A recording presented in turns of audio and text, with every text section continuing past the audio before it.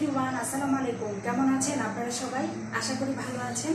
আমি অ্যাডভোকেট হালিমা আক্তার তমা আজ আপনাদের সাথে আলোচনা করব ফৌজদারি কার্যবিধি থেকে ধারা 509 উপধারা এ এবং ধারা 512, যেখানে বলা আছে দুটো ধারায় দুটো বিষয় বলা আছে। প্রথমটি হলো যে সিভিল সার্জন বা মেডিকেল অফিসার তার অনুপস্থিতিতে সাক্ষ্য গ্রহণ, আর দ্বিতীয়টি ধারা 512, এখানে বলা আছে আসামির অনুপস্থিতিতে সাক্ষ্য গ্রহণ।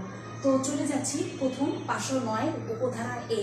এই ধারাটিতে আমাদের ফৌজদারি কার্যবিধি এই 509 উপধারা এ, এখানে বলা আছে যে ময়নাতদন্তের রিপোর্ট সাক্ষ্য হিসেবে ব্যবহার, অর্থাৎ যিনি ময়নাতদন্ত করেছিলেন সেই সংশ্লিষ্ট সিভিল সার্জন বা অন্য কোনো চিকিৎসক, তাকে যদি পাওয়া না যায়, তিনি যদি মারা গিয়ে থাকেন, তিনি দুনিয়াতে বেঁচে নেই, অথবা তিনি বাংলাদেশের বাইরে অবস্থান করছেন, কিংবা তাকে আদালতে উপস্থিত করতে গেলে বিলম্ব ব্যয় বা অন্য কোনো অসুবিধা আছে, অথবা বিলম্ব ব্যয় বা অসুবিধা বহন করা অযৌক্তিক, এমন বিষয় যদি দাঁড়ায়, পরিস্থিতি এমন হয়, সেখানে যেটা হবে যে এই 509 উপধারা এ অনুযায়ী সেই সংশ্লিষ্ট সিভিল সার্জন বা চিকিৎসকের সাক্ষ্য হিসেবে তলব করা হবে না। তাকে ছাড়াই যেটা হবে যে তিনি যেই ময়নাতদন্তের রিপোর্টটি দিয়েছিলেন, সেই ময়নাতদন্তের রিপোর্টটি সাক্ষ্য হিসেবে প্রদান করা হবে।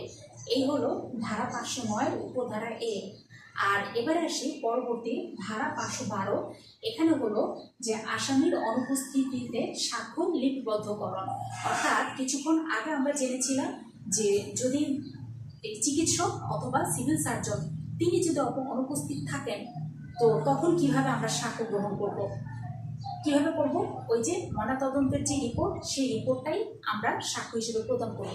আর এই 512 ধারায় হলো যে যিনি খোদ আসামি তিনি যদি অনুপস্থিত থাকেন, তখন কি হবে? তখন যেটা হবে, আসামি যদি পলাতক থাকে, তাহলে তার অনুপস্থিতিতেই সাক্ষ্য লিপিবদ্ধ করা হবে।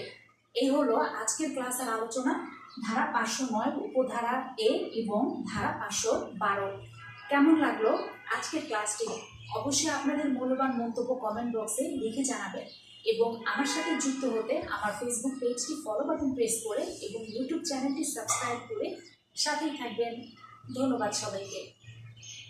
আর অবশ্যই আজকের ক্লাস এখানেই শেষ হচ্ছে, এটা ঠিক, কিন্তু পরবর্তী ক্লাস নিয়ে আবার আপনাদের সামনে হাজির হব নতুন কিছু ধারা নিয়ে। সে পর্যন্ত কিন্তু সবাই ভালো থাকবেন, সুস্থ থাকবেন।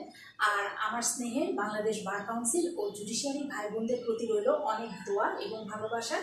ইনশাল্লাহ আপনারা সবাই আপনাদের পরীক্ষায় জয়ী হবেন, উত্তীর্ণ হবেন। খোদা হাফেজ।